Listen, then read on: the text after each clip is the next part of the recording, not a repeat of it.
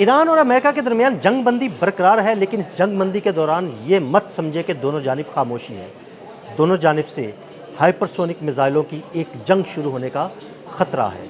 Iran और America दोनों ने अपने हाइपरसोनिक मिसाइल्स तैनात कर दिए हैं एक दूसरे पर हमले के लिए। ये हाइपरसोनिक मिसाइल्स क्या बला हैं और कैसे दोनों जानिब से एक दूसरे पर हमला किया जा सकता है, इस बारे में अज़हर अली खान से बात करते हैं। अज़हर भाई, जंग बंदी जारी है, दुनिया शायद ये समझ रही है कि दोनों जानिब खामोशी है, लेकिन दोनों अपनी मुकम्मल तैयारी कर रहे हैं। ईरान ने भी अपने हाइपरसोनिक मिसाइल्स जो है ना वो तैनात कर दिए हैं, अमेरिका ने भी तैनात कर दिए हैं। ये हाइपरसोनिक मिसाइलों की अगर जंग शुरू होगी तो क्या होगा? अदिल भाई, हाइपरसोनिक मिसाइल का इस्तेमाल, इसका मतलब ये है कि आप एक नेक्स्ट लेवल में लेके जा रहे हैं जंग को।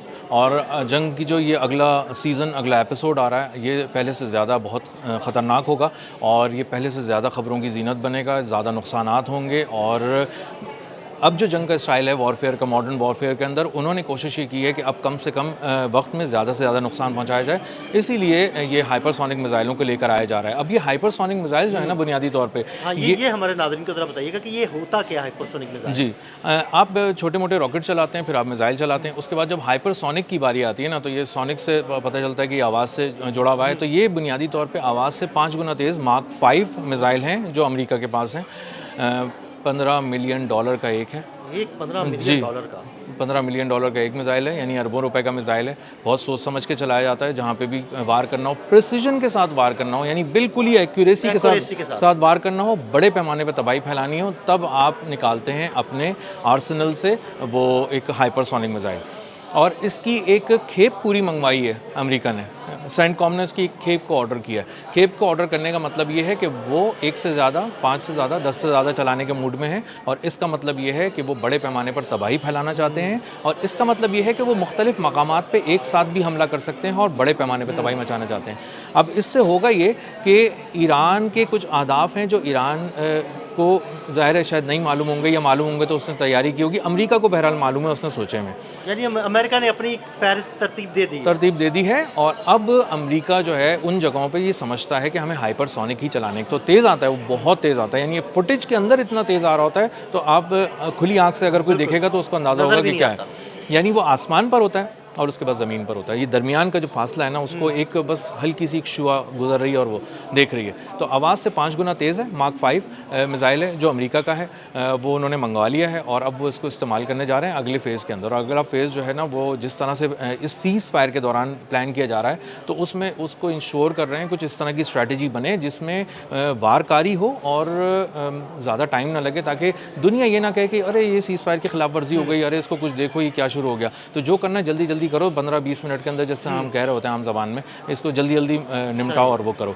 तो दूसरी तरफ ईरान की भी बड़ी तैयारी है, क्योंकि ईरान को अंदाज़ा है कि आप क्या इस्तेमाल करने जा रहे हैं, क्योंकि वो थॉड और पैट्रियट्स और इन सब चीज़ों को ना झेल चुके हैं, तबाह भी कर चुके हैं, झेल भी चुके हैं, तो उन्हें अंदाज़ा है। और जो GBU-57 बंकर बस्टर बम उन्होंने यूज़ कर लिया था उनके खिलाफ ईरान के, तो ईरान ने तो उनके एटमी हथियार से पहले के सारे हथियार देख ही लिए हैं। तो अब अंदाज़ा हो रहा है कि आप दोबारा आ रहे हैं और ज़्यादा गुर्रा कर आ रहे हैं, ज़्यादा प्लानिंग से आ रहे हैं, शातिर अंदाज में आ रहे हैं, तो आप कहाँ कहाँ चोट पहुँचा सकते हैं। तो ईरान ने भी अपनी एक बहुत ही कॉम्प्रिहेंसिव स्ट्रैटेजी बनाई है और उन्होंने सीज़ फायर का बहुत फ़ायदा उठाया ईरान ने, क्योंकि उनको पता है कि इस सीज़ फायर में टाइम बाय करके अमेरिका अपने आप को रीअसेंबल करेगा और उसके बाद एक नए अंदाज से उन पे हमलावर होगा। बिल्कुल। अच्छा, पिछले दिनों मैंने और आमिर रज़ा ने एक वीलॉग किया था कि कुछ तैयारे जो है ना, वो कार्गो तैयारे, वो अमेरिका से उड़े और मशरिक़ वस्ता आए।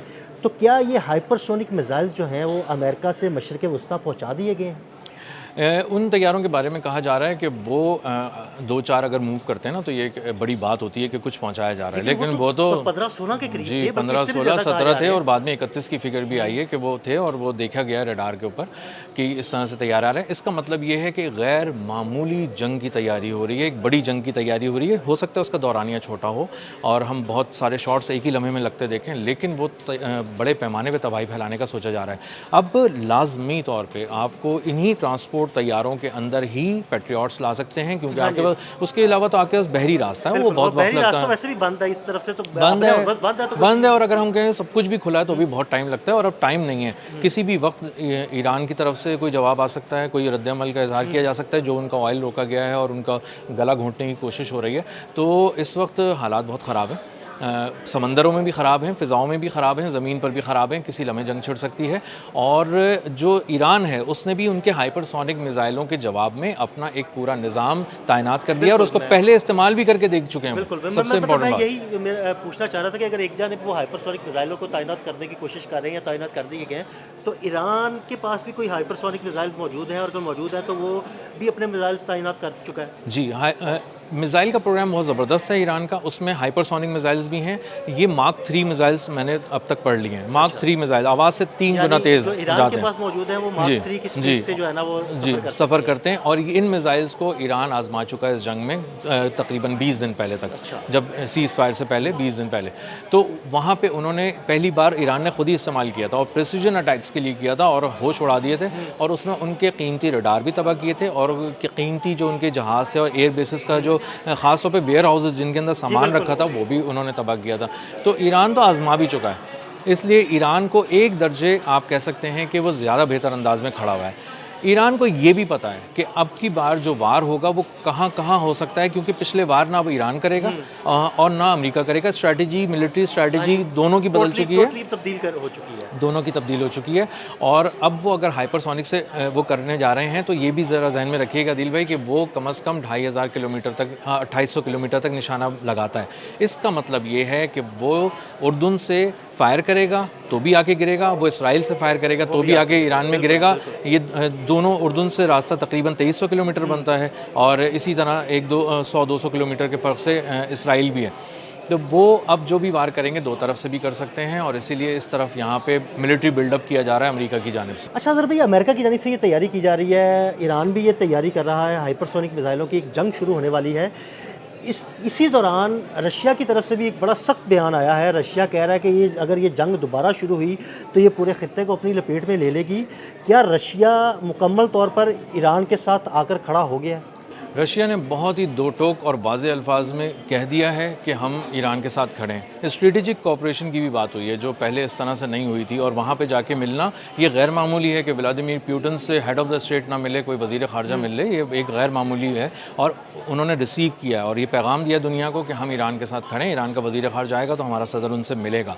ये अच्छा देखिए, वैसे बड़ी हैरानकुन बात है कि एक मुल्क का वज़ीर ख़ारजा है और एक मुल्क का हेड ऑफ़ स्टेट है और वो सुपर पावर है, लेकिन वो उसको जो है ना रिसीव कर रहा है या उससे मिल रहा है। जी, अगर आप कुछ भी ना कहें ना इस पे और सिर्फ यही एक तस्वीर दिखा दें पूरी दुनिया का, तो पूरी दुनिया समझने के लिए काफ़ी है कि एक वज़ीर ख़ारजा एक मुल्क का और दूसरा एक सुपर पावर का सदर जो किसी हेड ऑफ़ द स्टेट से कम किसी से नहीं मिलता, सरबराह मुमलिकत से, उसके पास एक वज़ीर ख़ारजा चल के आया है तो वो उसके साथ बात भी कर रहा है और ये भी बता रहा है कि हम ईरान के साथ खड़े हैं। और आने वाले दिनों में वो कह रहे हैं कि ये जो मज़ीद कोऑपरेशन है जो खामोशी से रूस ने किया है, कभी उसको नहीं माना कि हमने अपने रडार्स दिए, हमने वो कोऑर्डिनेट्स दिए।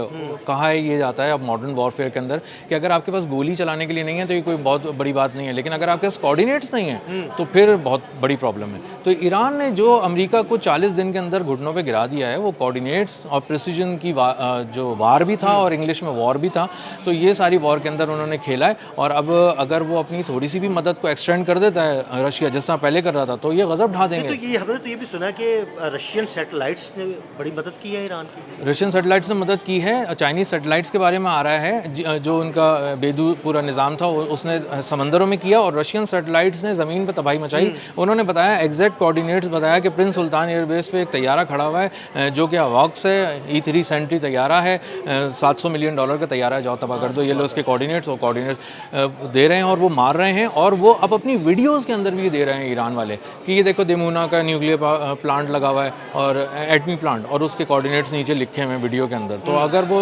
थोड़ी बहुत भी कोई मीम्स वगैरह भी शेयर हो रही हैं तो उसमें भी कोऑर्डिनेट्स लिखे हुए हैं। इस हद तक तैयारी है ईरान की और इसीलिए अमेरिका डरता है और इसीलिए वो 8 साल जो इराक़ में अपना वक्त ज़ाया किया है अमेरिका ने, वो इस तरह से 40 दिन में ऐसी घुटनों पे नहीं आ गया ईरान की तरफ। बिल्कुल ऐसा। बहुत शुक्रिया अज़हर भाई ने इस सारे मामले पर बड़ी तफसील के साथ रोशनी डाली।